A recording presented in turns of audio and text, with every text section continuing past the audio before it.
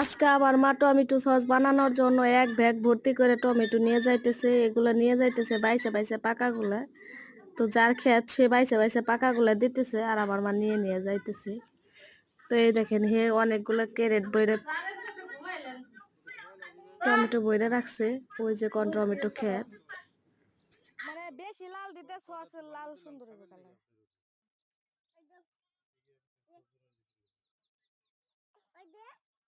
কি দিম চাবি? হ্যাঁ তুমি এনে এখন চাবি দিয়ে আরাও।